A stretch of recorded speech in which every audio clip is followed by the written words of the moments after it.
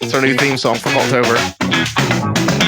It isn't. No, it sounds way That's too awful. Seinfeld. That's awful. But the people love it. You hear them? They love it. It sounds like you flushed the commode into static.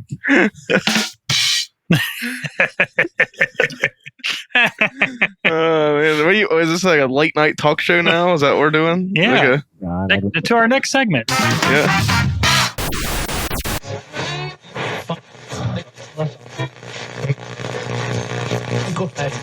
You're listening to a Cult Talk Network podcast. Welcome everyone to Cultober 2023. This is it. This is our third annual Cultober, and we're coming in hot. We did Hocus Pocus, and this is our first ever Cultober Wednesday release. Wednesday. Yeah. Oh, Wednesday. dang it, y'all ruined it. I was going to see how long we could go without giving Tyler any feedback to his talking. That was my plan. I was like, how long can we just give him no reaction? It wouldn't have stopped me. I would have kept talking. Or what the point of that would have been. Yeah, I would have just kept talking until someone eventually I jumped almost in. felt like he was waiting for us to, welcome back to Cocktober. I'm like, woo! And just, no, I was like, let's give him nothing. No. Did he say cocktail? That's what It is a Cocktober. Cocktober. Which one? My Freudian slip, I guess. I'm sorry. October, and then I was like, wait a minute, did it say It's October of cocks. I'm sorry. Yeah. No, I heard penis November. Yeah, penis. November, that's what I So heard. for all the listeners that dropped off now, I'm so sorry you had to hear this first. Yeah. So Tyler, continue on with your spiel. Well, it's our second Cultober exclusive, and we are doing Killer Klowns from Outer Space. This was so weird. What's Inner Space? Inner Space is that movie with Dennis Quaid. Oh, Yeah. I thought that was Frequency. He was in both. That's true. Dennis Quaid's done more than one movie, believe it or not. Fun fact. He was a baseball player once. He was Like- he was in a Joel's movie. Killer Klowns from Outer Space, though. When did this come out? Give us the stats. Jaws movie. God damn. Yeah, that's a guilty pleasure of mine. Joel's 3D. You know what? I don't hate it. I don't hate it. it either. I find the Joel sequels to be very fun. It's one of those ones. The premise was good. Yeah, good Just like- premise. Just like this movie, I think. Killer Klowns from Outer Space. I think the premise of this was good. It came from a good place. It did come from a good place. I was telling Mike heading into this, he was like, "Oh man, I wish we could have watched this with Ben." And I agreed. I was like, "I've been fun to watch with Ben." And I was like, and he's like, he would hate this. I'm like, I don't think anyone can watch this movie and hate it, because if you hate it, you don't know what you were getting into in the first place. I mean, hate's a strong word. I don't know how you could watch this movie and not have some kind of fun with it. And let's be fair. At no point do they fool you about what the movie's going to be. The title tells you exactly. Like, if you read the title, what do you want? Some like A24 elevated horror? I don't know what you see. Killer Klowns from Outer Space. What are you expecting to get into? Better get Killer Klowns from Outer Space at least. Listen, I am by no means somebody that preaches A24. I think I've made my opinions on most of their stuff very well. Yep. But I do think there are some things they could have done that would have made it a little bit better. Yeah, well, there's one part we'll talk about when we get to it. I pointed out to Mike. There's just one scene in particular where I think the movie for like a whole minute it gets really dark for like a whole 60-second period. Then it's back to goofy stuff. Yeah, there's a few times me and Bailey were looking at where we're like, actually, you know what? If you were just to take like that 10-second frame and pull it out of the movie, that's really creepy. Yeah, really creepy stuff. Killer Klowns from Outer Space came out in 1988. It was written, directed, and produced by the Kyoto Brothers. Kyoto Brothers, they are actually special effects artists, which kind of shows in this movie. 'Cause this movie basically was like a montage of effects. That makes sense. Yeah, that definitely makes sense. Right, because what was their other films? They've worked on Critters, Ernest Scared Stupid, which is a terrifying movie. That is a strange movie. Terrifying. That movie gave me nightmares when I was a kid. I believe that. They also worked on Team America World Police, Ouch. Pee-wee's Big Adventure, and Ben, you're gonna love this, Elf. What'd they do in Elf? They did the stop motion elements from the North Pole scenes. Fired, Aww. crucified, flogged, flayed, castrated, burned, shot, anal with a pineapple. To know, what did Elf do to you?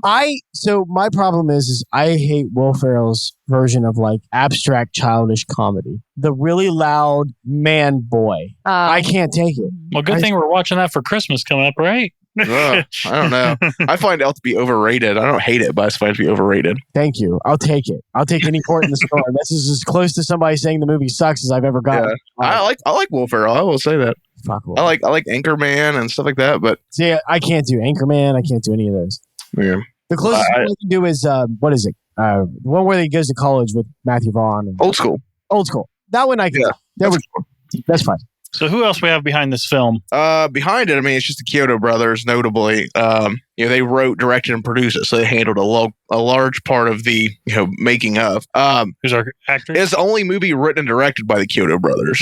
Oh. Yeah, this is the only movie they figured to go out on top. Yeah. I mean, this movie has like a huge like pop culture like footprint. If you went to Spirit Halloween not this year as you're listening, but last year, well, it might be this year too. Oh yeah, they just have all kinds of killer clown things. At Universal Horror Nights in 2022 was Killer Clowns themed. That was the main theme of Universal's Nights of Horror. See, I'd be okay. I think it'd be cool to go to something like that, even though I wasn't super thrilled with the movie. I could do something like that. That would be fun. Yeah. This also stars Grant Kramer. So it's a bunch of people you've never probably heard of, honestly. With the exception of one, the guy that plays Mooney. Yeah, Mooney. Now, Grant Kramer, he plays Mike Tobacco. He's our hero. You guys would know him because he plays the human version of Willy in Willy's Wonderland. Oh, really? Oh. Yeah, he's the human version in the flashbacks. Interesting. Oh. That's a movie we'll have to cover sometime. Yeah, that's a good Yeah, I know. We did it once for beta back in the day. Yeah, but that doesn't count. About 2.5 years ago. 2.5 years ago now. Good God. We need Wild. to listen to that. John Vernon plays Mooney. He was in such movies as Dirty Harry, Animal House, and The Outlaw Josie Walls. So, Animal House is where I know him from. He was the dean. Yep. He was dean in that. Also stars John Allen Nelson, who apparently was in Baywatch and 24, as well as Crazy Ex-Girlfriend. Don't know what that is, but apparently he was in it. I missed the 24 train. Apparently that was really good, and it's just never... Oh, the series? Yeah, I never got into it either.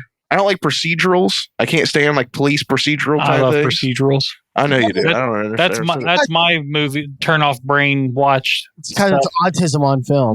Well, it's just easy to follow. I mean, I don't need to think hard with my enjoyment. Well, yeah, of course it's easy to follow. The whole plot is figuring out the plot. Yeah.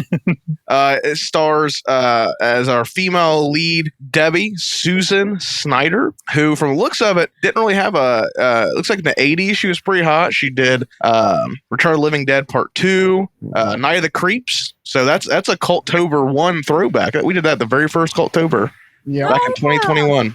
She's in Weird Science. She's been in a lot of classics. But as far as it goes, she pretty much dropped off after the 90s. She was in Seinfeld for 2 episodes in the 90s. So Interesting. Good for her. Apparently, a couple of these clowns appeared in Ernest Scared Stupid. Oh, I believe it. I believe that. Yeah, that movie is like Cultober. That movie's so bad, like terrifying. Like the effects in that are pretty wild. This score was by John Massari, which the score, I love the score. It's called like the Clown's March or whatever. That's a decent. Yeah, that's a good track. It is. It's really good. The music's fantastic in this. All of it practical. I mean, there's a few special effects in there, obvious ones. Yeah, but, some glowy things.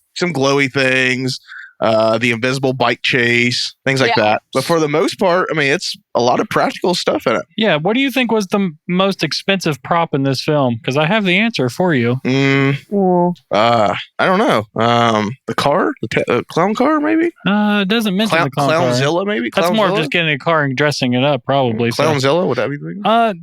No, the popcorn gun ended up being like $7,000, taking 6 weeks to build. The big one, the big gun. Yeah.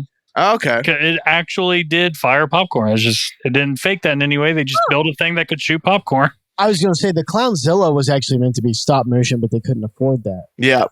I was like, Ben's going to love this. It's got kaiju stuff in it.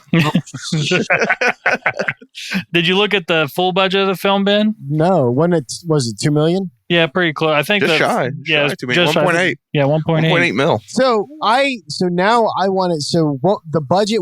Does anybody know what the budget on that Blood and Hut, that Winnie the Pooh Blood and Hutty was? Oh, God, we actually just watched a review of that. Well, Whatever. Yeah. God, I bet that thing's dirt cheap because that movie looks bad. Clownzilla was played by one of the movie's producers. Oh, that's cool. I just want to see what is capable with that type of money. I suppose it's interesting. So I thought I heard somewhere that was like 45,000 or something like that. Well, that's the thing. In '88, they're shooting on actual film back then. Less So than like 100,000 it says online for Winnie the Pooh Blood and I Honey. didn't know that they document it once it goes below 1,000. Interesting. Yeah. Anyway, but things are a lot more expensive back in the 80s when you're doing like Right. So for them to do as much as they did with that budget, geez. Yeah. And some of those sets were pretty big. They were pretty big. I mean, the tent alone. Yeah, the inside of it. Yeah, it's A lot of matte. I love the matte paintings inside of there. That every time they came up on screen, I was like, man, I miss that so much. Just matte paintings. It looks so much better than CGI. I definitely like it better when it comes to animation. That's for sure. Yeah. Now a sequel to this has been in development hell pretty much from the end of this. That's good. They had a sequel in mind. Apparently, according to the Kyoto brothers, they wrote it with 4 movies in mind. what? Yes. with being a Well, they got to come back and get their revenge on the movies. people, you know. Get fucked for me. and possibly even a television series. Oh, No. sweet. They had in mind. It won't be long. I mean, they probably won't. It probably won't be their original vision, but this IP, I bet, will get scooped up by somebody and cranked out in the Disney? Warner Brothers? Whoa. God. About that. We can only hope, right? So I- Lord be I would watch a television series on how they made the practical masks for the clowns and everything. I don't know where the story could go. 4 movies and a television series for apparently that's what they had in mind, was a big, massive like franchise. Were they on cocaine? I mean, It's we the won't 80s. rule it out. It was the 80s, brother. Composer John Massari, is that how you say his last name? Yeah, John Massari. He made the Killer Clown March theme in high school. He was in high school Oh, nice. when he did that. But yeah, that and now in 2018, Sci-Fi announced that it was licensing the rights to Killer Clowns from Outer Space. And when So was it? Sci-Fi Channel, 2018? 2018. Nah, Yeah. never happened. Nope. NBC, Universal, and Sci-Fi announced that they were in talks to license the rights to make 1 or more sequels, which is something Sci-Fi did last year. They bought the rights to, or they didn't buy them last year, but last year they produced a Leprechaun sequel Oh yes. and a sleepover Silver Party Massacre sequel. Really? Yeah, Is that the one you have on VHS still? I have the Silver Party Massacre VHS. Were any of those any good? I doubt it. I haven't heard anything about them, but I know they came out last year. So Sci-Fi was like, that was their thing last year, or at some point they were buying up. That's what they were doing. It was going to go into like these. Was it Warwick Sequels. Davis doing the Leprechaun? No. Then to hell with it. Yeah, but apparently this was like a sequel to the first one. It had like legacy cast in it from the first movie. Oh, The sidekick to the main guy in the first one. He was the doofus. I will He give was The brothers. no, it was Or- Ollie and I can't think of the guy's name. The one. it was the big bumbling dumb guy. They brought him back. Oh. Forrest Gump. Yeah, they brought him back.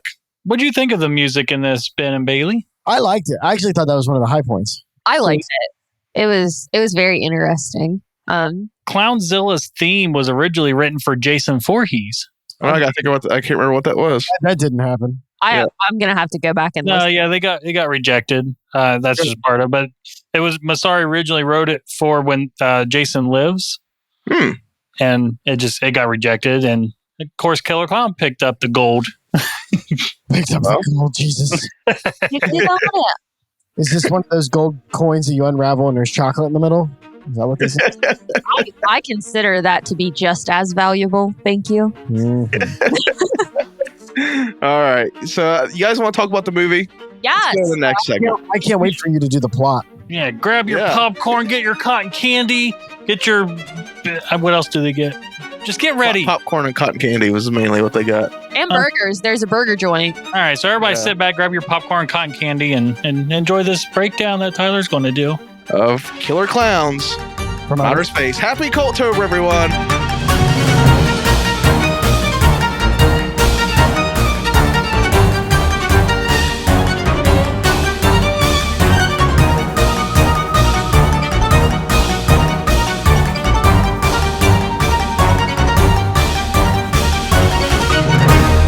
Killer Clowns from Outer Space. Bailey, when's the first time you watched this movie?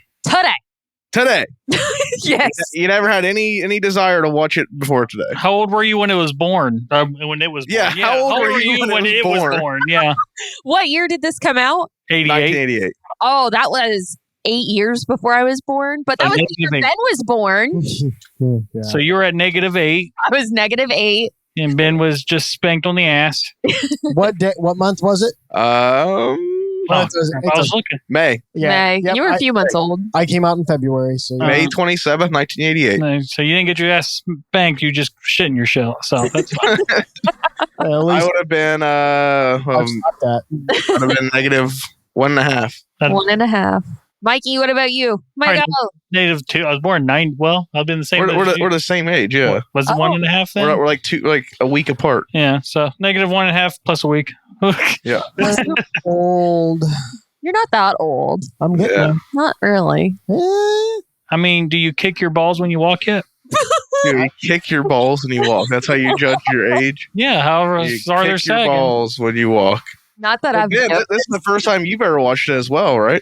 It is. Which I don't know if I'm surprised. It's like a horror classic. I figured you'd at least stumbled upon it. That's what I was telling Tyler. I was like, Ben don't typically watch. If I had to sit and think of like a nonsensical film, kind of quirky thing, I don't know anything you go out of your way to watch that's like this. Yeah, I'm not. The kind of absurdity stuff doesn't really appeal to me a whole lot. It's very rare. I have. Yeah. I like my threads to connect, and I like the know, the who, the hows, the whys. Well, this had whys. They're clowns. That was the answer to it. Huh? Why this? Because they're clowns. Why that? Because they're clowns. I mean, that's really as deep as it goes, to be honest. This is as deep as it goes. It's what I like. I talk about it all the time.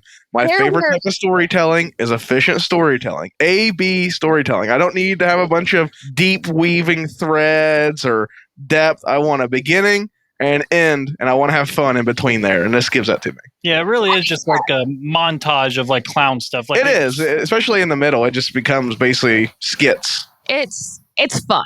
It is fun. I personally like stories that are a little bit more, have a little bit more depth to them. Like there were times in the film when I was like, wait a minute, her facial expressions like shift so quickly. What does that mean? Nothing. It just means that she shifted her facial expressions that fast. Yeah. But you are right. It is fun. Clowns are not my fave. I'm not gonna lie. So I would not seek this movie out either. I don't like them. They're very creepy. No, the clowns in this one are creepy as hell. They are. Yeah, that's another strong. The design for the clowns was on point. These were the clowns.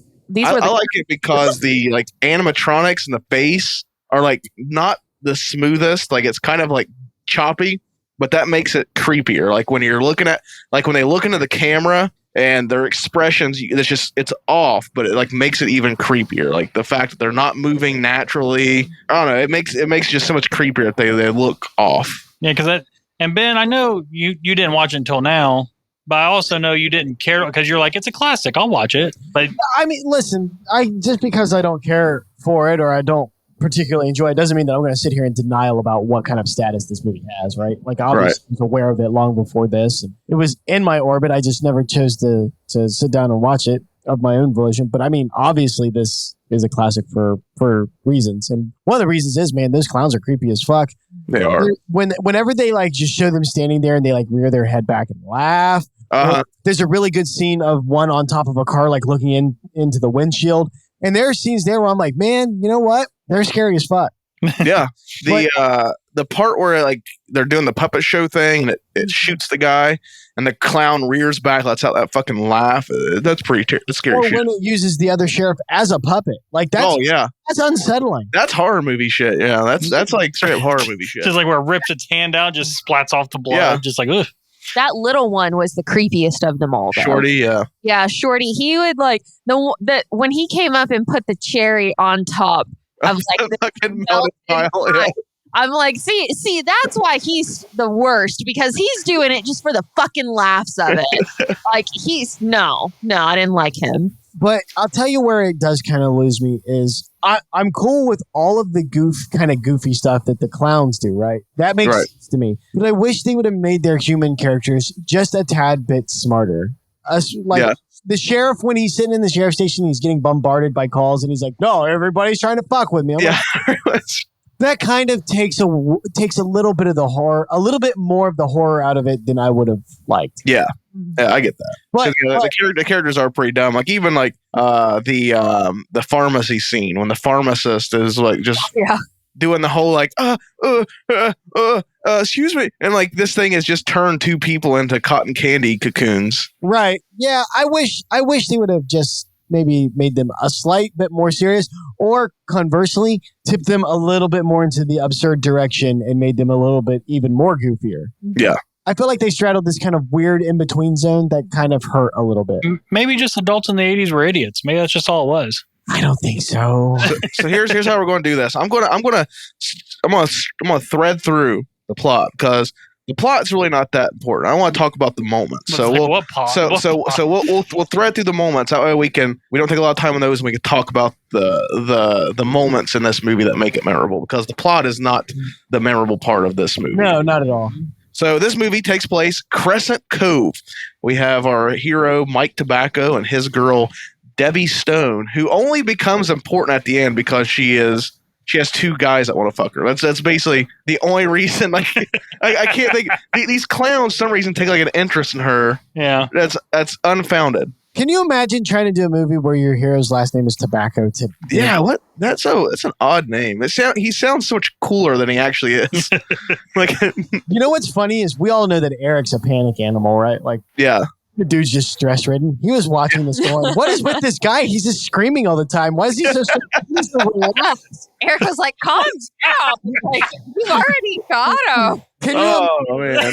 watching a movie where Eric's telling the other person to calm down? I was just thinking, like, did Eric just like, I know I'm panicked, but damn.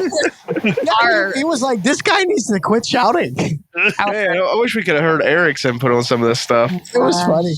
Yeah. It's pretty bad when the Adderall addicted gazelle is telling you to calm that down. Like, can we borrow future Eric from Cultober real quick for this part to get some of his thoughts? Probably. We'll see what we can do. He's kind of a bitch sometimes to get a hold of. We'll see. Yeah. Well, Eric, you feel free to interrupt this broadcast, future Eric, if you want to give a paragraph of your thoughts. If it is, it'll be right here. Hey guys, future Eric here. I'm not sure how I got here, but okay, it's okay. So my thoughts on Killer Klowns. I don't think this movie had a right to be as good as it was. I mean, what a ridiculous premise. You know, they basically did take like just about any clown gag that you could think of and worked it into this movie.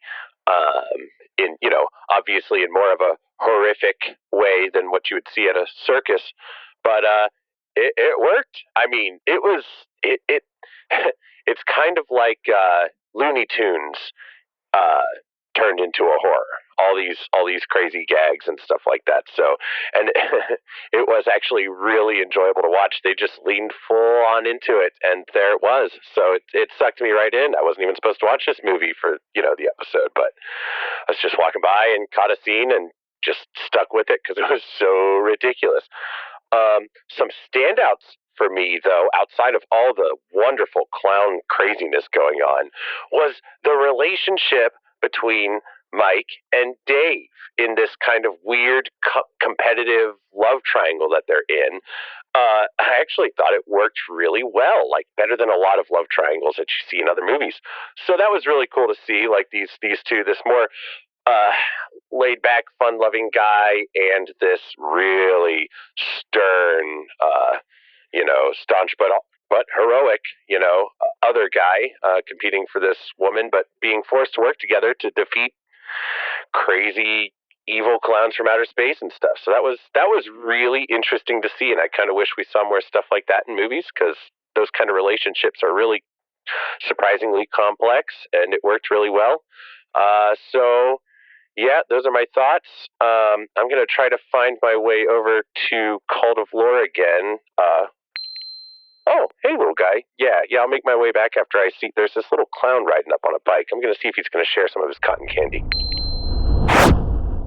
Now, as this young couple is necking up on Lover's Lane, which is, I guess a thing that people used to do back in the day, parking. Used to park Yeah. That's what our comedy duo in this film. And talking about back in the day, people were parking when I was in high school. Bailey asked me, she goes, did you ever do that? I was like, what? She's like, pull up to a lover's lane. I'm like, does Chillicothe have a lover's lane? Yeah, where's our lovers? There were a couple that I knew of. Grandview, that's like that's your best spot. I guess. I mean, I was up there a couple of times. See, Michael? Yeah.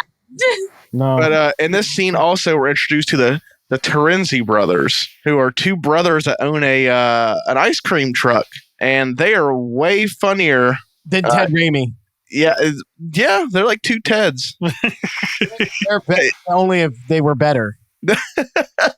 Yeah, I guess those guys, that duo is actually like kind of a famous duo of comedy, because I guess they perform like the Comedy Store all the time. They played off each other very well. Yeah, apparently they are just like a comedy duo. I thought they were pretty obnoxious, and I got excited at the end. Then got faked out. But oh my god, they had good chemistry. They had good chemistry as far as like playing off each other. They did.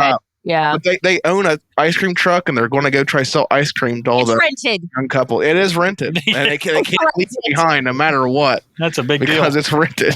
Yeah, but some of their, like, I wish they'd have just done one, possibly even two more takes with their dialogue if you were feeling froggy, because sometimes they would have sentences like, hey man, we have ice cream to sell, so let's go sell some ice cream tonight when we need to sell ice cream. Like, how many times can you do this? Yeah, that's pretty natural dialogue. They did that in the beginning too with the sheriff Mooney and Dave, where Mooney isn't the sheriff. He's just the sheriff's out of town.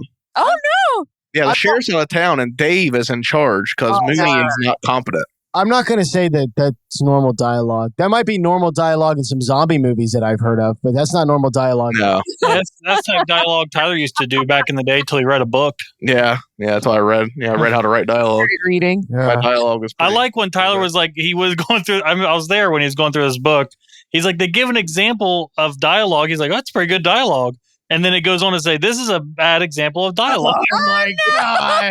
That was a hard learning curve when I was learning how to write dialogue, and I had to like read books on it. They'd be like, here's dialogue. And I'd be like, okay, that's a good example. And then they'd be like, this is bad. I'm like, what do you mean it's bad? That was good. It's good dialogue. And then I was script supervisor on this movie one time, and I saw bad dialogue. And you're like, oh, okay. Yeah, I learned what really bad dialogue looked like. We learned a lot about really bad things on that movie. Anyway, I thought a lot better about myself. But the Terenzi brothers, they try to sell some ice cream. They can't make it sell. But all of a sudden, this big object shoots across the sky. Yeah. And we're introduced to a character which I think should have had more screen time.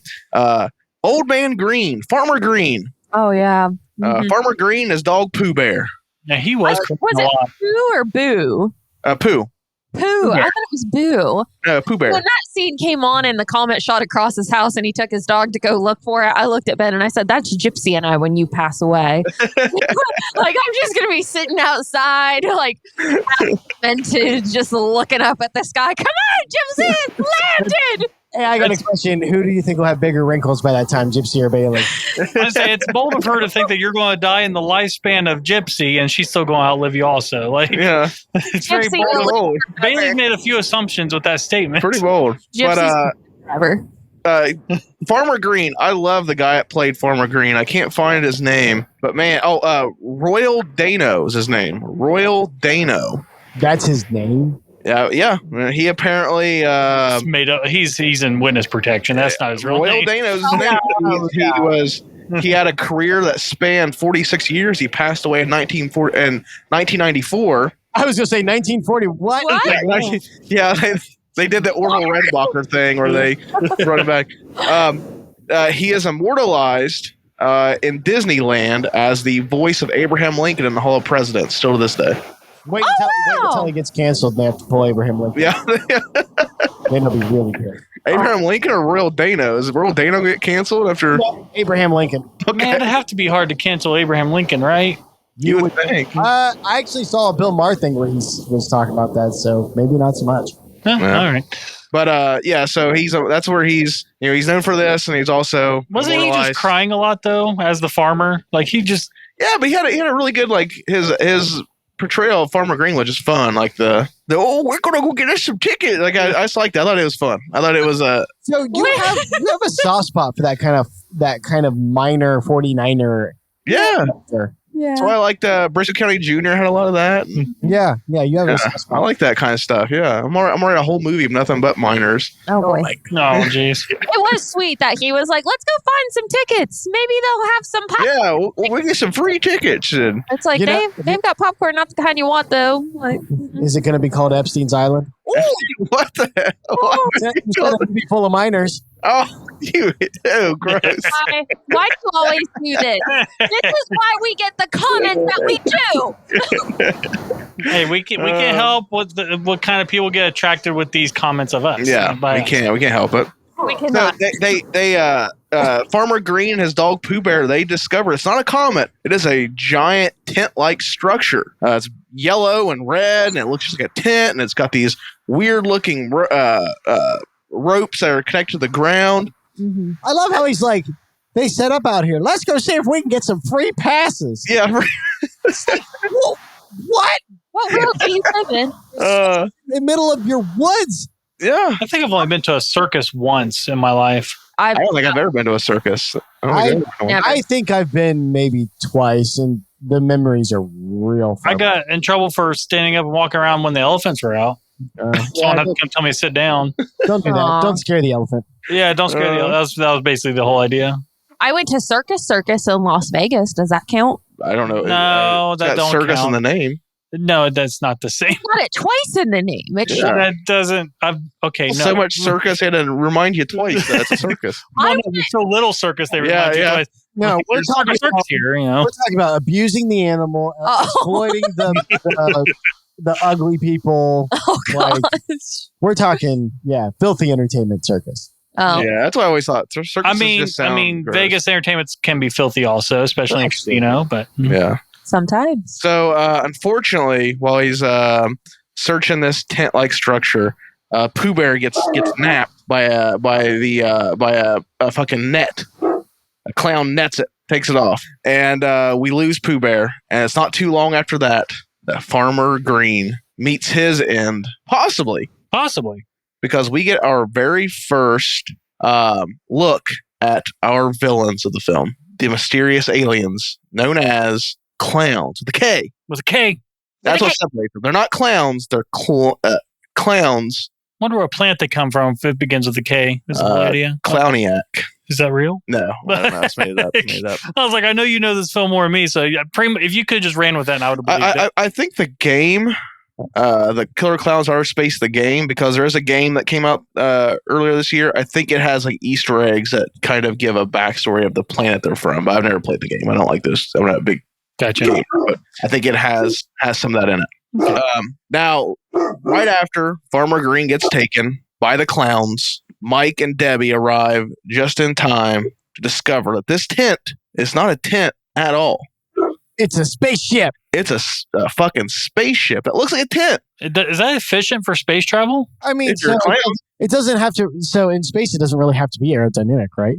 That's true. Yeah, it's circular. Yeah, it just has to survive asteroid hits once in a while, maybe. Yeah, and it took a punch from that old farmer pretty good. It did take a punch from the old farmer pretty well. Yeah. So I'd imagine a meteor would hold up pretty well as well. Now, when they enter the inside of this, we get a lot of stuff as Mike and Debbie explore the spaceship. We get to see basically the whole infrastructure of this thing. We get a lot of really beautiful matte paintings. It's just this vast, sprawling labyrinth of hallways that doesn't make any sense in comparison to the actual layout of what we see on the outside, because it goes down like dozens of stories we see at one point. Yeah, I was trying to think of when they first walked in there. I was trying to think of like because I go to a lot of haunted houses. Yeah. So I was wondering if there's like any haunted houses I've been to with that same kind of aesthetic. Because you've been to Haunted Hoochie with me even, and they have like the clown room. Right. So I was trying to see like, is it kind of like that? But it's not. There's some elements. Right. But I think there could be like some kind of market where they build a haunted house based around. Universal did it. Yeah, Universal did it. I wish I went there just to kind of see what they did with that. Now, the most shocking discovery they make while exploring this is they come across this room where there are these giant pink cocoons. Yeah. That resemble cotton candy. We're not saying it is cotton candy. Not saying it is.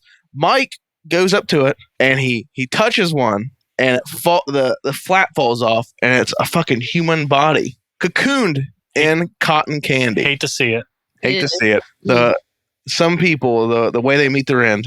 Yeah. That guy never once thought that he was going to end up I don't think anyone transmorphified by clowns from outer space into a cotton candy cocoon. Do they like dissolve in the cotton candy? I think so. I think that's kind of what the idea was. Because we see later when Fatso comes in and slurps it. Yeah, even when I saw several references to them being blood drinking. Yeah. Because even when what's the cop's name came in, we discovered Moody and all that. Oh, Dave. Yeah, he came in. He cut open like the cotton candy. The guy was all moist and like. Oh yeah, that guy was like a skeletal. That guy was like a fucking skeleton in that. Yeah, so it's implied that these cotton candies are like dissolving. Well, the one Terenzi brother has that line when they're like trying to figure out where the clowns came from. He's like maybe they're just hopping along space. They just stopped in for a quick bite. I think that's the actual plot. I think that's like as passing as that line is. I think that's just the actual plot. Is they were just hungry. Cruising. I don't think they were like planning an invasion or like that. I think they were just like they didn't come with an army or anything. Yeah, it seemed like this was really like a long-term stop. No, I think they were just stocking up on supplies and going to hit the road. I think that was the thing. I get behind that. That was what I got once that line was said. That's it. So now Mike and Debbie, they make it out by the skin of their teeth because this circus tent or spaceship is full of there's not just one clown. There's a bunch of clowns in there. Like do we have an we see count? at the end. I mean, there's at least a couple dozen. Yeah, because there's a horde. Because we saw them walking. We see them walking towards the town, right? Oh yeah. So there's like there's an actual parade of them as well. Yeah. At the end when they surround Mike, Debbie, and Dave, and they're hitting at them with those weapons. They have like their bats and stuff. There's at least 2 dozen there. Mm-hmm. And then of course when they're marching through town. So they make it out by the skin of their teeth. They get shot with some popcorn, which we find out later will come into play. But they make it out. The clowns come out, and they're not done with Mike and Debbie. One of them, I believe it's Spiky or Slim. I get my names mixed up on the Killer Clowns. I apologize. Yeah, I know most of them, but Spiky, I think it is. He has an idea of how to track them. This is one of my favorite bits of the movie, and it's such a passing thing. It does it. They never do it again or anything. He pulls out a balloon. There are about 40 killer clowns. Oh wow. I didn't think it was that many. That is crazy. I didn't think it was either. All with different masks or. Yeah, they got different names and everything. Yeah. Wow, that's awesome. Just the practical effects that go into those designs, and to have 40 of them. Wow. And there's about 1 kill per clown. Oh, beautiful. Damn, nice. In this movie. Good on him. Well, one of my favorite bits. Of a body count for a film. Yeah. Now, one of my favorite bits is Mike and Debbie take off, and the clowns are watching them run off, and they pull out a balloon, and he turns into a little fucking balloon dog, starts barking and yapping, and just takes chase. Just leads him on. Did you guys appreciate that? It was cute. It was a really cute bit. I think they had like an actual like stick or rod like attached. Yeah, it's a parlor trick. So there's like even it's like so cute. I remember like when I was in elementary school, they have like you could buy these things where it was like a rodded. You can buy those at most any. Yeah, it was like a rod dog leash that made it look like you had an invisible dog trick you had. Cute. So I understand that bit, right? Like I get what they were going for. Yeah, that is. So most of the clown stuff I actually enjoyed. This is maybe the balloon dog is maybe the one that I would have looked at and be like, guys, this might be a little cheap looking even for us. Yeah. Well, I mean, I didn't think it was. I thought like they did it there with the dog. Why didn't they? If they have that ability, why didn't they do it more? Like they could have done like a snake. They could have done like all kinds. They could have done that more than once. Now maybe that might have helped. Yeah, I think they've done it more than one time. As it stands, yeah, that was the one clown gag they did that I'm like, that didn't land for me.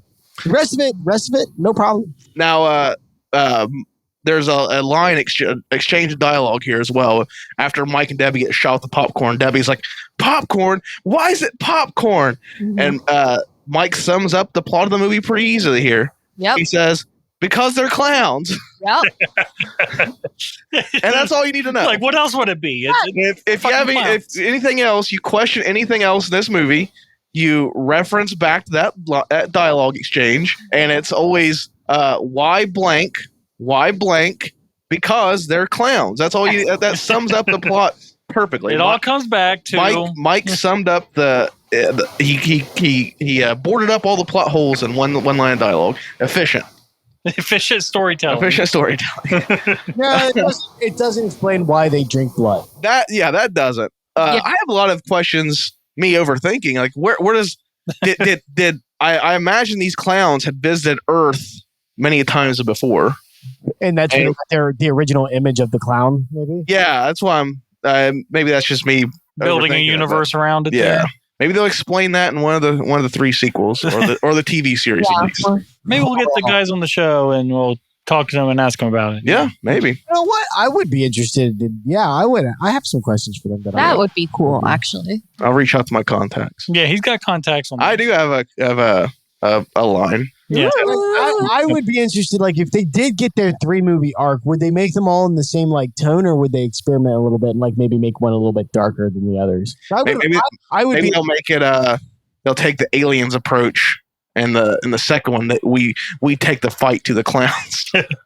I would be interested in seeing a darker version of that. I would too. I'd like to see like an army of clowns versus like army people. That'd be fun. Let's just do a remake of Independence Day, but the aliens are these clowns.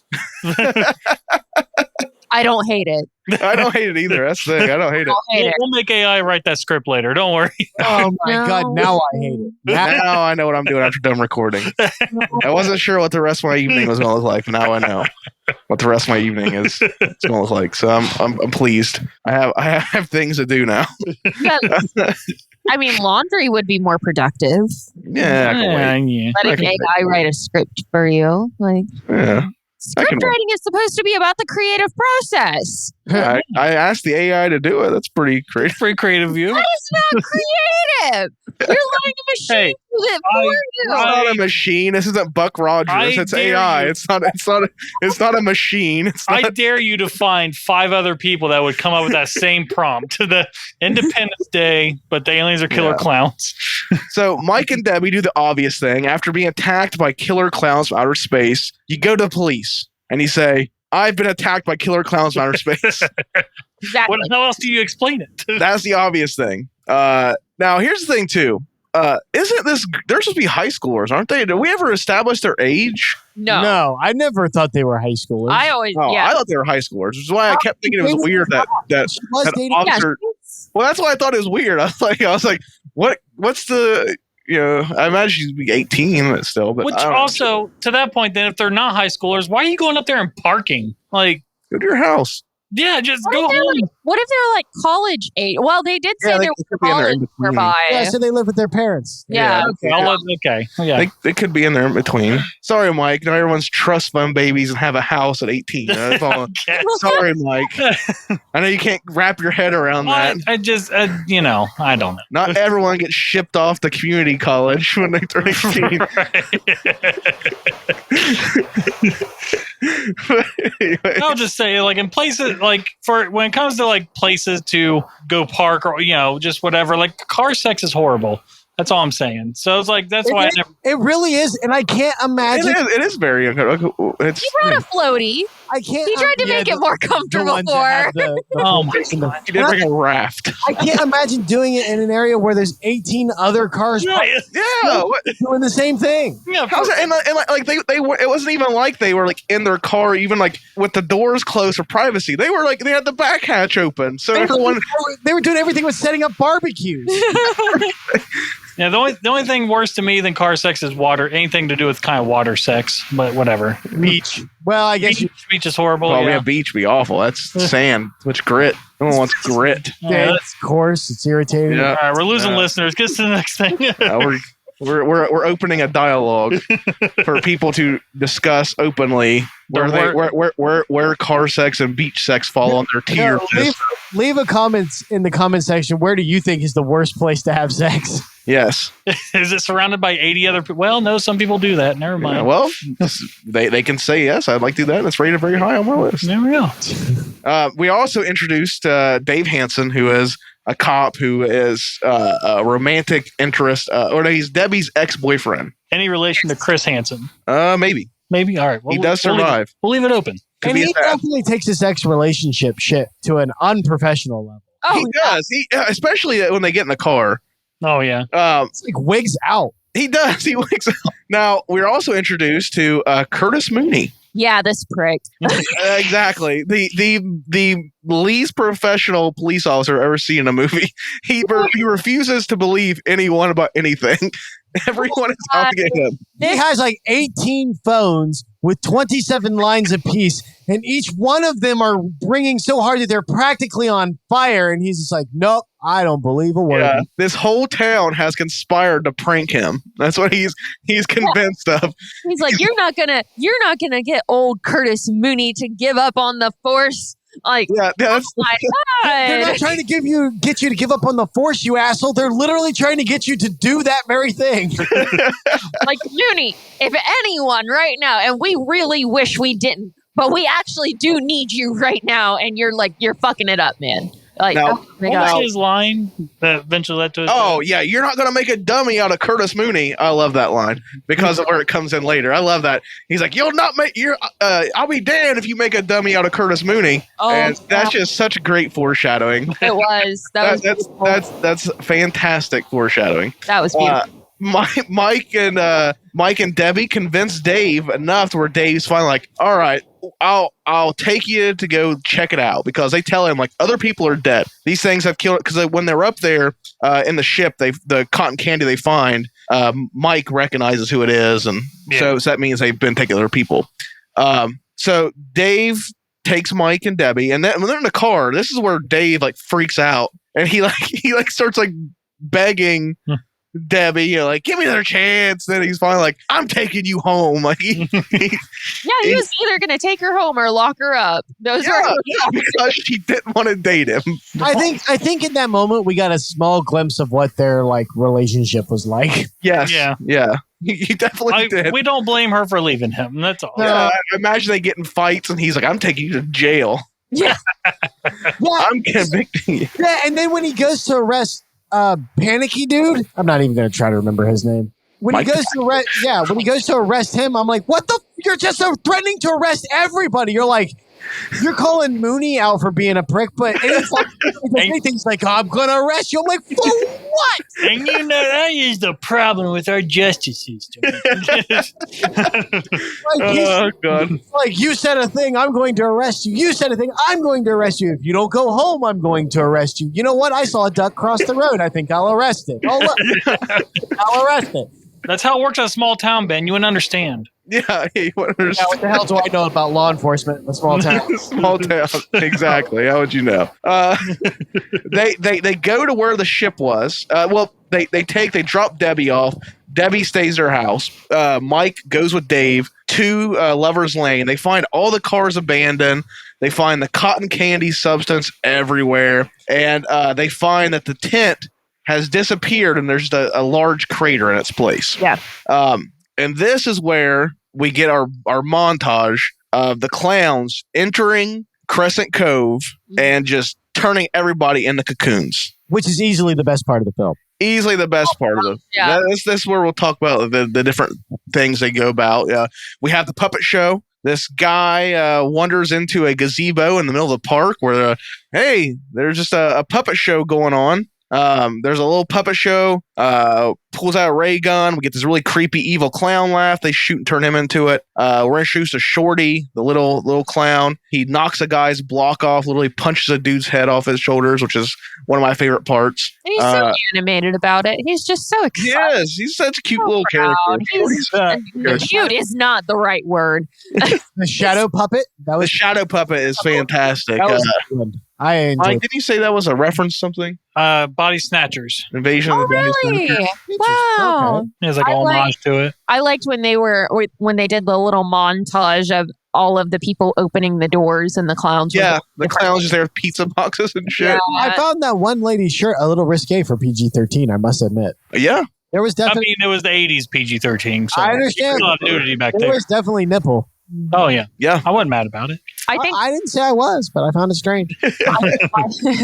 my favorite one out of that is the woman who got chocolates, who thought it was from her husband, and then she turns out like, "This is for you." And then, which one that me and Bailey both had questions about was, did the parents not see the creepy clown luring the child outside? That was the part I talked about earlier. The part where I think for like 60 seconds the movie takes such a dark tone. Mm-hmm. Because there's a little girl in the burger shop with her family. They're about to eat dinner, and she looks out the window, and there's a clown. I think it's Jumbo. He's outside playing peekaboo with the girl, and like even the music changes. Oh yeah, like this really dark, like and he's like motioning for her to come outside.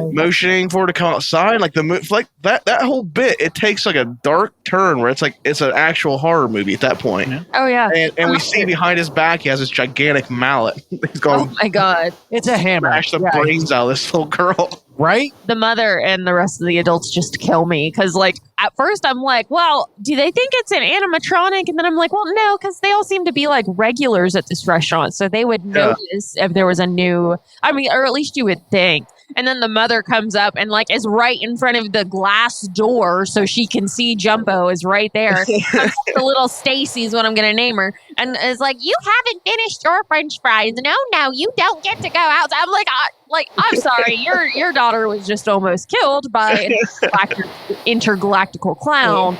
But you're worried about her finishing her dinner. Okay, I understand. That's why teaching stranger danger is important. Yes. Killer clowns from outer space. Yeah, that's why people are afraid of clowns. Yeah. The whole pharmacy scene I think went on for way too long though. Like it really did. They kept cutting back to it. It felt like, right? Like they kept like cutting back to it. And they revisited it, I think. Definitely twice, maybe 3 times. I think 3 times. I think 3 times. On the 3rd time, I was like, holy shit, this is still happening? Oh, that's right, because there's the one time where he's in there, there's the second time where he's making the phone call, and then the third time where he's like piling shit up on the cabinet. Yeah. And the 3rd time where Shorty's in there, and they're like they shoot the cream and they sneeze the makeup. Right. Okay. Now I'm with you. Right. Yeah. So 3 times is a bit much for them not having killed this shop owner yet. Yeah. And every time they cut back, the shop owner is just there doing the whole like, excuse me, please, can I help you with something? Doing that whole bit. Now we start to see a little bit.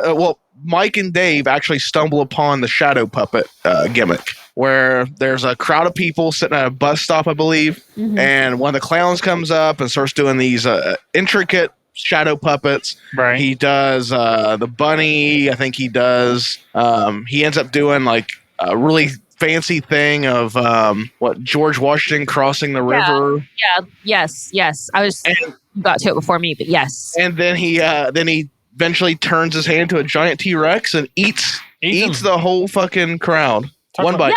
Talking about being scared of your own shadow. I'm going to be scared of other people's shadow now. Yeah. Shit. Well, what was interesting is like it had like the T-Rex or the dinosaur had the huge red eye and everything too. Yeah. Like the crowd was they were just mesmerized by all of this. And I mean, it was, I don't know. I really had wished in that scene when the clown puts all the people, like shrunken people, into his hand. I wish they would have shown him opening up his hand and we could have seen like tiny people going into the bag.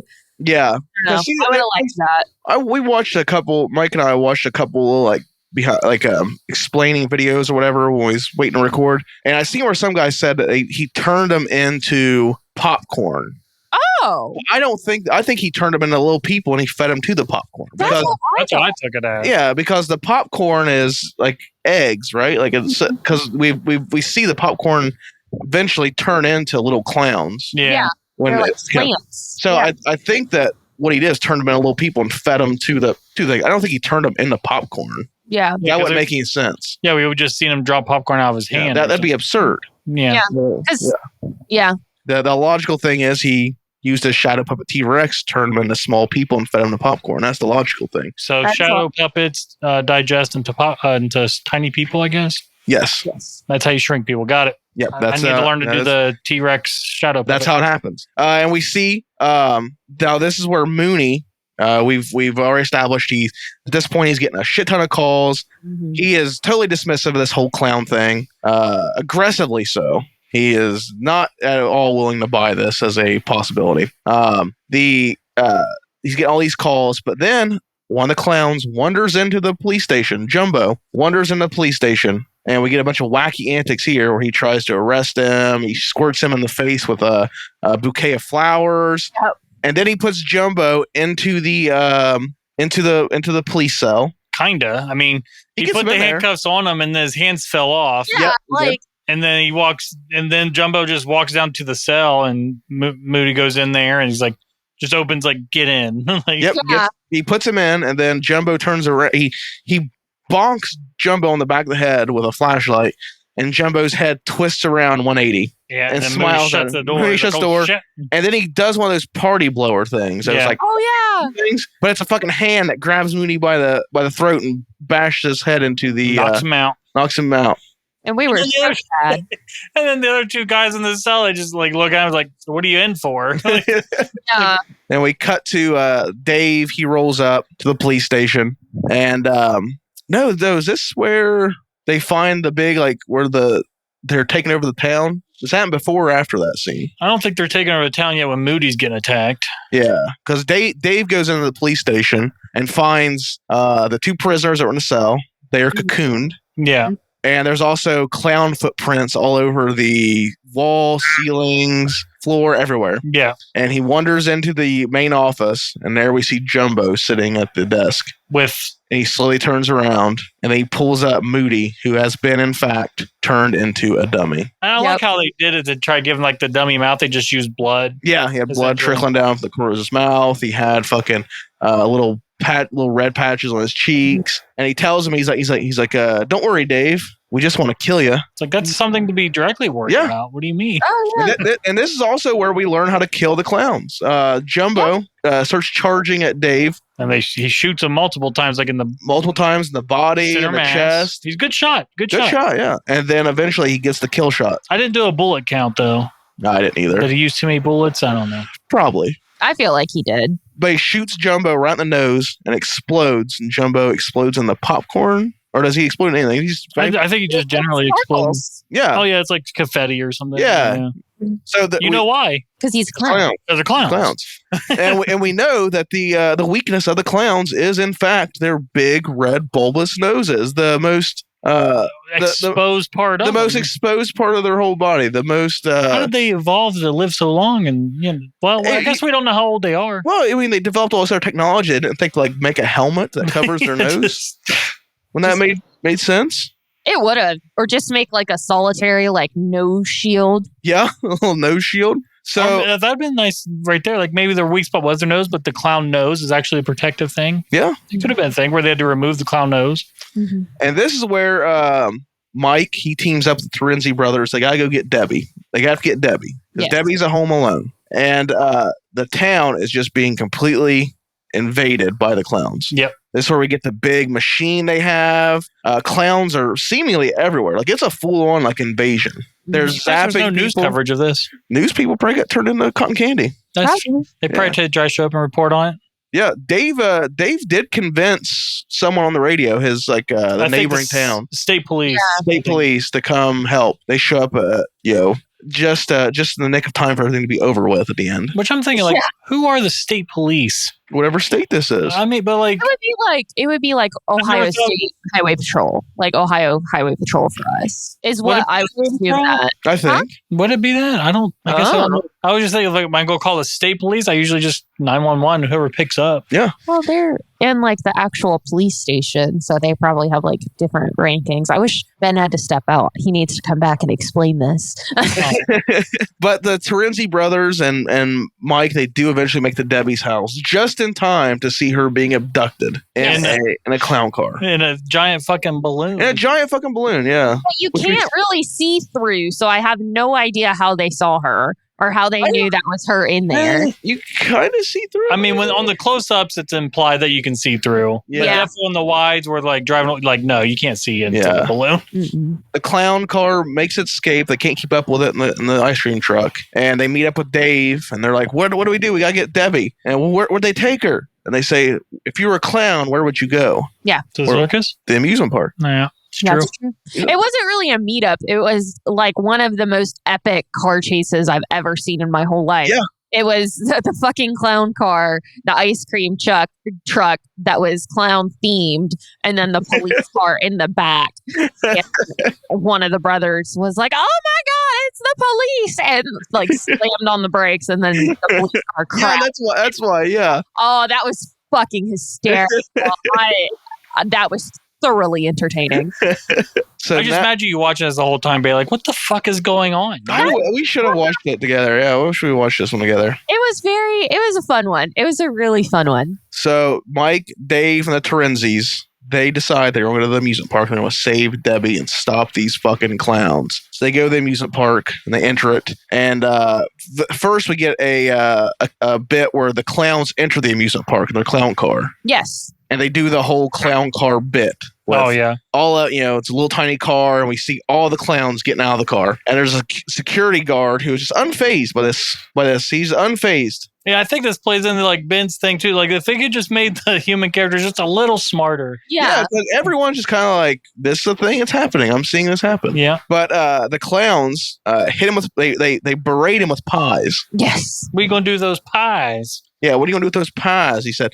And they just berate him with them, and they're acid pies. They turn him into just a mound of goop. Yep, with a little cherry on top. Thank you, Shorty. Yeah, Shorty comes out, puts a little cherry on top. And they enter the Hall of Mirrors. I think it's like a crazy clown house, it says on the sign. Something like that. Yeah, and they have converted this into their spaceship. Those Hall of Mirrors, like those wacky fun mirrors. Yeah. Those make me sick. Or like the mazes that you have to get through that are just made of mirrors. Yeah. You ever done a mirror maze, Tyler? Yeah, we did one when we was in Tennessee. Oh, yeah. Yeah. They're not fun. They're not. Just don't go running. You'll be fine. Even if you're not running, unless you have like Gypsy agrees. Yeah, Gypsy don't like mirrors. Nope. Fuck mirrors. Yeah. So they enter this hall of mirrors and this labyrinth that they've turned this thing into their spaceship. They've landed their spaceship. I don't know how that happened. Like I don't know the exact logistics of how the clowns work, but the clowns are there. Mike and Dave they split up. The Terenzi brothers go one way. Mike and Dave go another way. Mike and Dave end up in the cotton candy cocoon room that we saw at the beginning. And there is just a lot. I wonder if it's all from this night or if that's just like their collection from. Well, it shows there's more than there was when they first went in. That's what I was wondering. Yeah, there's more. Like when they first went there, the whole back wall I don't think was filled up. Now the back wall's full of just cocoons. So they just stop for a bite, restocking for food before they take off again. That's all they're doing. That's all they're doing. Just let them be. Yeah, just let them do their thing. You made it. Get out of there. And they see Fatso, the big morbidly obese clown that can barely fucking move, comes in. He waddles in. Mike and Dave hide, and they see him pull out a crazy straw. Why? Because they're clowns. Because they're clowns. What else would a clown use to drink the blood of a cotton candy cocoon than a crazy straw? And he used the crazy straw to suck the. First he goes up to all of them. We see him like checking to see the ripeness. Oh yeah, this is crazy. Knocks on them. Gives them a little like, nah, they're still moving around in there. Maybe not this one. When he finds perfect one, he just jams a fucking straw into it and sucks it dry. It was that part alone was creepy. Like I feel like if he would have if the practical effects were there, he could have licked the cocoon, and I totally would have believed that would have been part of his ripeness checking, because it was creepy. It was unsettling as hell. Now he waddles off, and they find Debbie and they find the balloon that Debbie was in. And now also there's like 4 other balloons there as well. If they did give no fuck, and they're moving too. Like they're moving. So fuck them. Yeah, no, they're not. Yeah, she's not one of the. They're not central characters. We don't give a shit. Yeah, hey, Ben's back, everyone. we had questions about why he would be calling the state police. What is state police? Yeah. I mean, it's like the State Highway Patrol. That's what I said, but I wasn't sure. But I mean, they would be better funded. They would be contact the National Guard and stuff. So like, I'm guessing in this area, it's just sheriff, basically, right? Yeah, makes sense. Sheriff and his 2 deputies looked like. Right. So in smaller towns like that, you would have the state police, which would potentially be like the State Highway Patrol, or even maybe a city if they're nearby, I suppose. But they would just have access to higher resources, more people. So like a place like that would probably only hold somebody for like 24 to 48 hours before they ship them off someplace else. So yeah, I guess it'd be something like if like it was Piketon calling for Chillicothe help or something. Yeah, just something more. Yeah, well, I was thinking more like Bourneville. Like Bourneville. Yeah, that makes more sense. Yeah. Well, so Which makes no sense to any listeners that's not from the area. even less than, like, you're talking even smaller than that, because even a place like Bourneville that you guys mentioned operates under Chillicothe. So you're talking about a place that's small enough and remote enough that it has to have its own standalone police force, but not big enough for it to really be worth a damn. Yeah. So Tyler left for the restroom, so I will take care of where we are. He gave me the spot. So the trio then finds themselves surrounded by a legion of clowns. A legion, for we are many.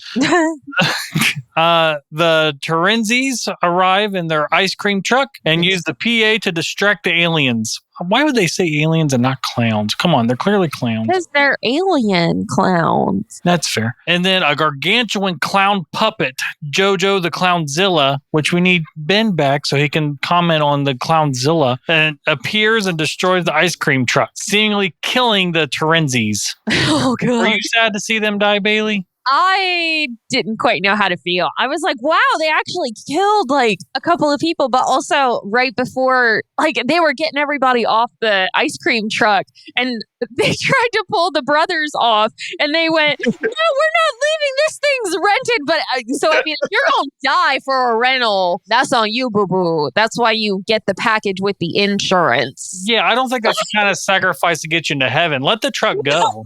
Yeah, let him go. No, it's not that great of a truck. I promise. It's no. Mm-mm. No, and it fucking flings this truck. It like just really does. Flings it and it explodes. Which I was happy. Except the Terenzis, they play well off each other, but they were annoying characters. I thought they're very like when Mikey's trying to explain how to get them to go to this big top. Like they're basically like, does Debbie have roommates? Oh my God! Yeah, I forgot to talk about that. It's so annoying. It's annoying only because of just how kind of like dumb it is. Yeah, he's eventually yes. They have very hot roommates. Yeah. She has two roommates with big boobs, and they're like, "Let's go!" Like that's what convinced them to go. But no, which is really...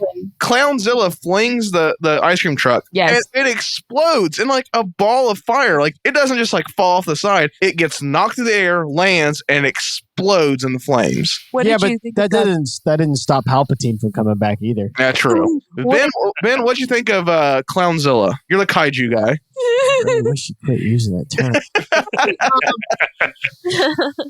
You know what? It was not bad. I liked it. You could have done without the spines on the back. Like we get it. Ha. But, yeah.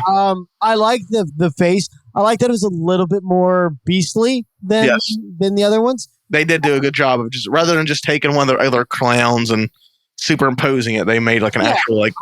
So the designs on all the clowns, including Clownzilla on this, are good. They're solid. They're practical. They can be made look creepy. So if you find them to be ridiculous looking, I think it's because of the setup and stuff, not necessarily the look. So I liked it. There's no way those two idiots survived though. Oh God! Oh, but God, yeah. I also read that they weren't supposed to. That makes sense because it did feel like it was just thrown in there, like, and that the studio asked them to change it because they felt it was a little dark. That makes sense because like the Terenzis, even when they like come up, like I think it's like a post shot, like it's something it's like shot. Like that's the last thing of the film, isn't it? Yeah. Like they're not there with anyone else. Like the three main characters are standing next to each other, and the Terenzis just pop up on their own. I think that was like the only one you see is it Michael? Is that the Mike Tobacco? Yeah, you see the back of his head, which is probably like a stand-in. Could be, yeah. But so definitely they're it's fuck. Yeah, because it was totally unnecessary for them, and like they die. It's like so definitive. They die. Like this truck erupts into flames. They were inside of it. Yeah, in the icebox. And maybe I guess in the 5 seconds they had. Yeah, they jumped over and got in an icebox, and the 5 seconds it was flying through there. So Mike and Debbie escape because Dave lets them go. He tells Mike get Debbie out of here, and he distracts Clownzilla, who picks up Dave. He's got him held. Like the UFO is picking up and it's flying off. And Dave what's he do to blow the clown up? does something. What does he do with his He nose? pulls off his badge. Oh, his badge. Yeah. With like the little sharp pointy end. Yeah. He stabs at nose. It drops him, and it explodes and blows up the entire ship.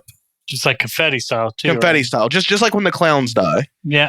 And you know why it's confetti, Ben? Because he's a clown. Yeah. Yep. Yeah, because they're clowns. That's it.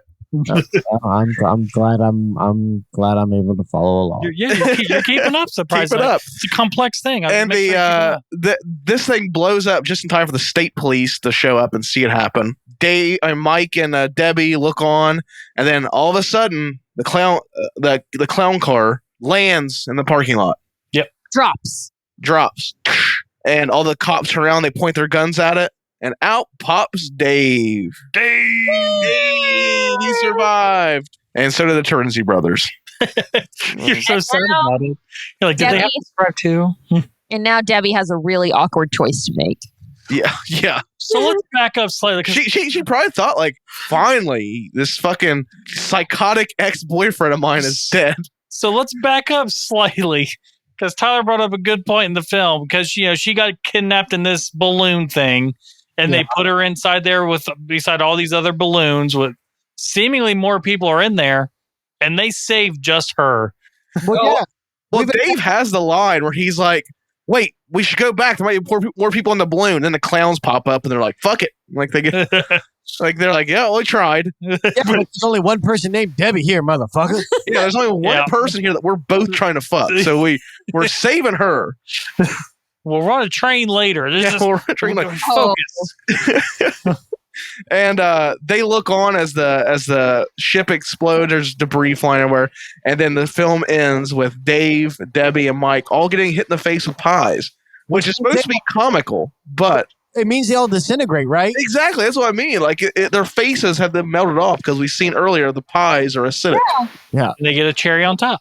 Which I think I was missing when that happened, but I actually really enjoyed the pie bit. Yes, that was great. The pie bit, then Shorty coming out and putting the cherry on top was just the Bailey's reaction. The cherry on top. Yeah, I was not happy with him. He's a dick. I want to know where the fuck the pies came from at the end. Like, does that mean there's more clowns left over on Earth? I imagine it's just like the debris falling. Yeah, always more clowns. Well, there's supposed to be 2 more, right? 2 more films. Three more films. And a TV series. Yeah, so, there you have it. That was our breakdown of Killer Clowns Outer Space, 1988. Let's go ahead and let's get on to our next and final segment of this 3-ring circus here on Cultober. Michael's smacking. Let's go ahead and let's talk about our favorite moments of Killer Clowns Outer Space. Killer Clowns from Outer Space. Holy shit. So, Mike, what was your favorite part of Killer Clowns from Outer Space? I just think I like it has nothing to do with the clowns, unfortunately. I hate to say that. But it had to do with the guys coming up to this lookout point, whatever, with the ice cream truck, hoping to sell all these horny, like college kids, I guess we decided on, just ice cream. Like, hey, while you're busy doing this, take a break and cool your lips with some. I would have pitched it differently. I'd have been like, did he hit the wrong hole? We've got some ice cream for that. You just put it on there. Oh. I just love their I just love their business model of like renting this truck. It's like, let's just rent a truck. We'll go out to where all these people are getting boners through their jeans, and we're going to sell them ice cream. And of course, that didn't go over well. Yeah. So were they up there to legitimately sell ice cream, or was that like a double plan to try to get lucky with those? I think it was a double plan. Probably a double plan. But those girls were not hussies. Okay? I love that. Yeah, they had these 2 bigger girls they were courting around with the promise that they could have as much ice cream as they wanted. With nothing in exchange. Yeah, those girls come out like, hey, what are you trying to pull here? You said we could have as much ice cream as we wanted. And now you're trying to park. What are you trying to pull here? Yeah, just that little part is my favorite bit. Unfortunately, nothing to do with the clowns. Ladies, I'm going to offer you the only piece of like romantic advice I will ever offer anybody. If a man comes up to you and says, I will give you as much ice cream as you want, he's wanting to put something in you at some time, somewhere. Okay? Yeah, Morocco say it is his penis. I'm not, something. No. It's going to be something. Yeah. Unlimited ice cream means something is being inserted. The nicer the request, the odder the odder the outcome.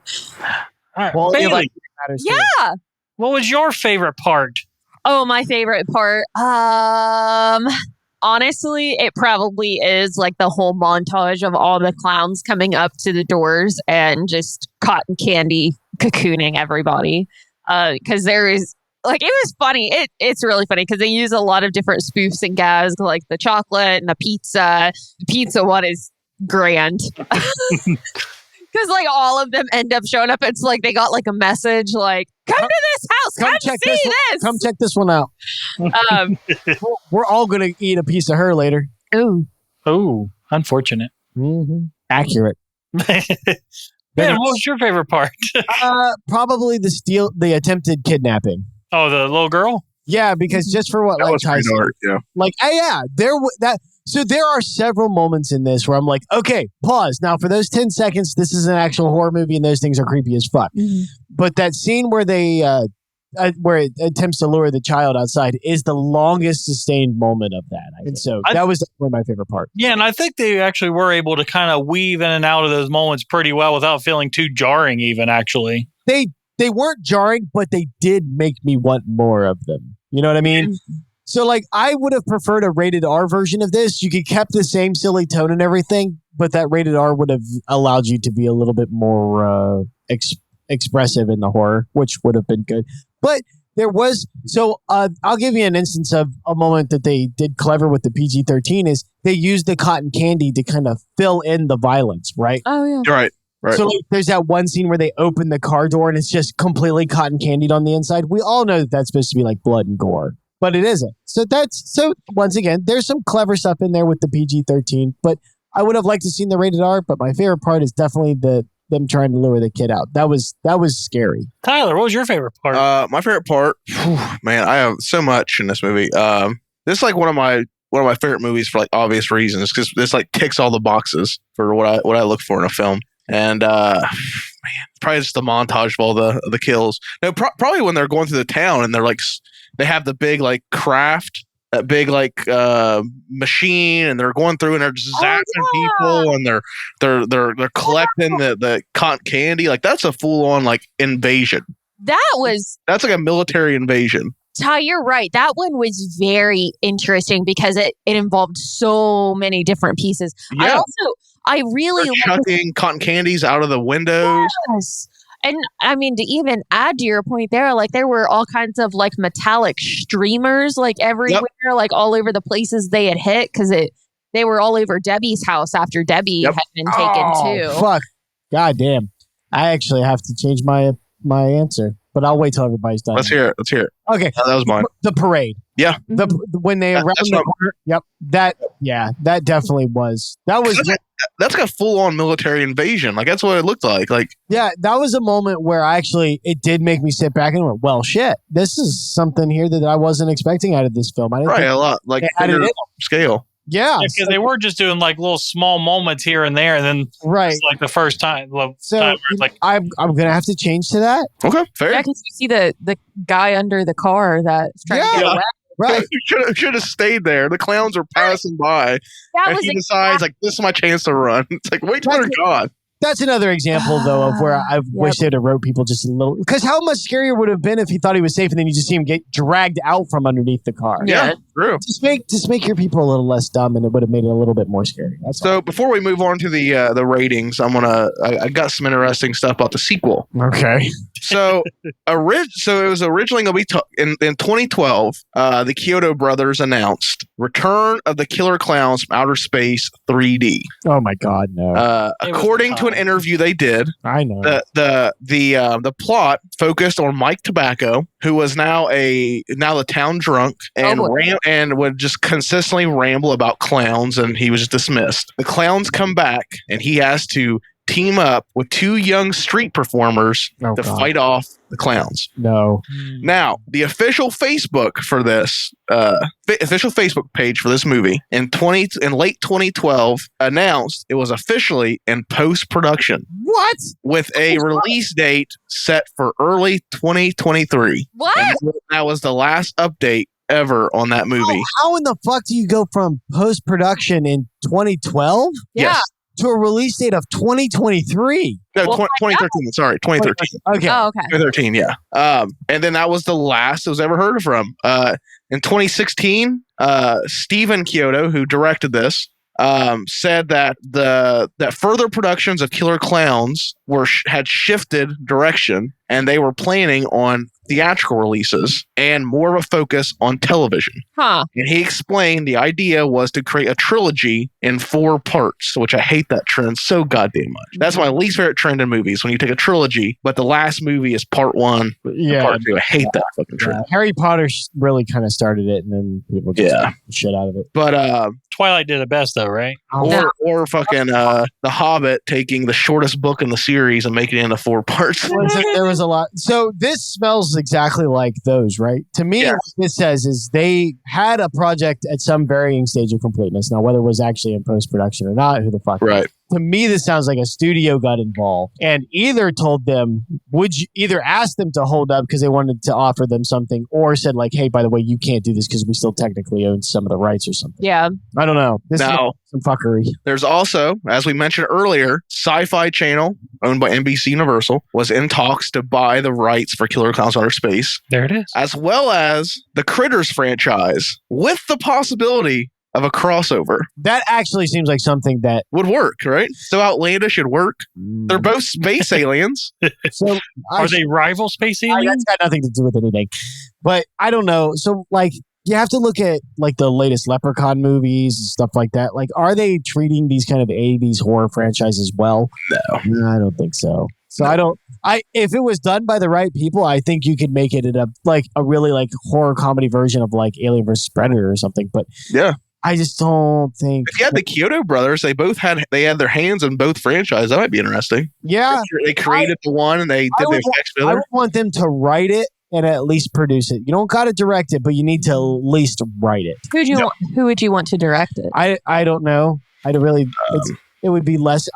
Preferably it would be them. I would want them to write, direct, and then like I would want their hands all over it if they're the guys that did the original IP. I'd say in the directing chair we get J.J. Abrams. Ridley Scott to come in and direct Killer Klowns versus Critters film. We'll do J.J. Abrams. It'll finally be a film of the scope of which he's capable. Yeah, just get Michael Dougherty to come in and do the creature design. You know, there you go. Really, I mean, could you imagine that? If he wanted to do it, I'd be interested. He would do it good. I feel like I would be very interested to see what Michael Dougherty's version of a Krite would look like. But at the same time, you can't change it too much. No. Could you imagine that fucking parade scene of J.J. Abrams directed it? The amount of lens flare in that scene, you wouldn't be able to tell what's going on. It would just be, it would look like you've been blinded. You would be blinded after seeing it. The amount of streamers, and he would never show us what's inside the cotton candy sack. No, it'd be a mystery. We just need JJ and Michael Bay to come together on a film. Jesus Christ! Listen, I will take Michael Bay over J.J. Abrams any day. At least Michael Bay knows what he's doing. Yeah. Michael Bay is fun escapism. I don't know what J.J. Abrams is doing. Mystery box. Yeah, he's just doing that. So now we're at the point where we rate our film, Killer Klowns Outer Space, the second Cultober exclusive of Cultober 3. Bailey. What's Cultober 3 called? I haven't came up with a name for it yet. I'm sure it's on the logo. As we record this, we're September 29th when we're recording this. The Cultobering. Yeah, we're recording this on September 29th right now? September 29th. It's a lie. It's a chilly September 29th, and hopefully you have this out by Wednesday. It's alive. It's February. Eric, you can't be late. Yeah, you can't be late, Eric. We gotta get this done. Yeah, call the Lord tomorrow. Hurry up, Bailey. What do you rate Killer Klowns Outer Space? I am gonna give it 3 out of 5 balloon animal dogs. Fucking stole it from me. Nice. God damn it. Yes, I did. I don't regret. I liked it. It was definitely a lot of fun. I think I agree with Ben that the townspeople could have been made like it's kind of like they were teetering this line and they didn't quite know where to go on. You know, how intelligent do we make them and how non-intelligent do we make them? And I don't even really think that's what they were thinking about there.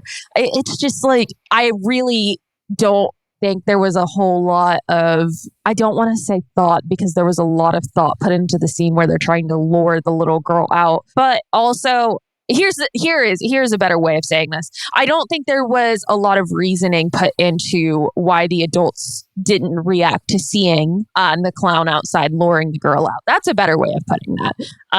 So for shit like that, stuff like that, but I mean, the practicals in this were absolutely beautiful. The sets are amazing. Were they on mostly soundstage, or did they go somewhere? No, it looked like they were in. Yeah, it looked like town. on location. Maybe I think they were on location. Maybe inside of the ship they were in a soundstage, but the parade scene to me in particular stands out as a soundstage. That's might have been a backlot of some sort. Yeah, I can see that. I really like that. It's definitely a lot of fun. Ty, I can see why you really enjoy this movie, and I can see why it's become a classic as well. So 3 out of 5 balloon dogs for me. I am going to give this 5 out of 5 Mooney dummies. Oh God, Moonies. Fucking what? Mooney dummies. Oh, okay. Because you're not going to make a dummy out of Mooney. But no, I love this movie so much. I watch it pretty frequently. I've got dish towels for it. Got figures for it. Did you get the gun? I don't have the gun, but sometime. I know you was worried about it just being cheap. And man, I just love this movie so much. And I'm glad I got to finally get you guys to watch it. I got Ben to watch it. I was surprised. Yeah. No, I was. But that's it. 5 out of 5 for me. 5 out of 5 Mooney dummies for me. Ben. Oh, I was just going to see if I could wait to interrupt Ben. That's all I was waiting on. Listen, the only one that can do that with the accuracy of a god is Ursa. I'll go ahead. I'll be nice. I'm feeling nice. I feel like if I watched it a second time, which I'm not really keen enough to do, but if I did, I suspect this is what I would land on. I'm going to give it a 3 out of 5 children smacking mallets. Again, I think just tweaking just to echo what Bailey said, to tweak the intelligence of the townsfolk would have done wonders. But the clowns themselves, which of course is the stars of the show, obviously, right. The designs were great. The gags were really good. There was maybe one, possibly two that I didn't think landed, but considering what they were working with, the parade and everything, that's really good. There were some shots, and even with the children, the kidnapping, there were some moments that were actually really scary. So yeah, no, this wasn't terrible. So I'll give it a nice solid 3. All right, Mike. It was a 3 what? 3 children smashing mallets. Children mess. Okay, so I'm also going to give it a 3 out of 5 rented ice cream trucks. Yeah, nice. Can't leave those behind. Can't leave those behind. Don't forget about you can't. Mostly because I don't go out of my way to watch this film. It falls into the classics category. So it's like one of those things, like if you haven't seen it, it's not like you must watch it, but it's like you should watch it. Yeah, you should give it a go around, I would say. Oh yeah. This is a good movie to have on like at a Halloween party. Like have on. Just something that's playing. You put on, because it's one of those movies where you're chit-chatting, you're bullshitting, you look at the screen and oh my God, there's someone getting melted by pies. You know what I mean? Like it's one of those movies where you're just bullshitting, you turn around like, wait, there's something cool there. Yeah, I get it. It's a party movie where you're not really trying to watch a movie as a group. You just need something playing. Just have it on. Has good music. Which, I mean, I would actually put that in the same category as Halloween you could do that with, right? Yeah. It's a classic Halloween movie that you could put in the background of a party. So for Killer Klowns to be put in that, kind of tier, that's admirable. Are we gonna play it in the background at our Halloween party? Probably. Ooh. It's a fun, colorful movie that you can just. Yeah, I think it kind of falls in the same line with the same connection of like Night of the Creeps. That's something you could just play in the background. Also. Yeah, it's got a good soundtrack. I love the soundtrack for this movie so much. Add this to your party movie playlist, or it's Cultober. It's free on Tubi. All praises be to Tubi, and the Mighty T, the one true cross. Tyler, you sponsored by Tubi? I have a free subscription to Tubi. I don't mean to brag, but I do have a free subscription to Tubi. Do you guys have a free subscription to Tubi? I didn't think so. We need, hopefully here soon we can get a discount code for our listeners to get a discount code for our listeners at Tubi. Look at the show notes for that. Save 10% off your Tubi subscription. You're paying 10% less than other free users. Let them know CultTalkNet sent you. Let them know CultTalkNet sent you.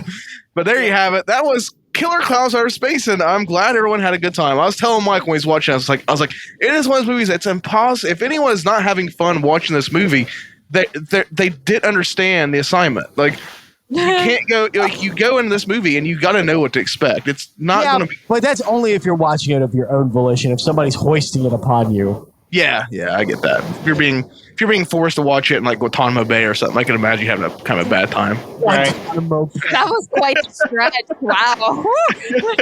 So at the time that the listeners are hearing this on launch day, it's Wednesday? It's Wednesday, and tomorrow, Ben, you've got an episode of Cult of Lore coming out tomorrow. We do. It's going to be the horror episode that's our 40K version. And then after that, we're going to have something entirely different. So I hope you guys like both of them. Of course. And as you're listening to this now, Eric is just tirelessly up finishing the video for tomorrow. Yes. And he might get it out on time. He might.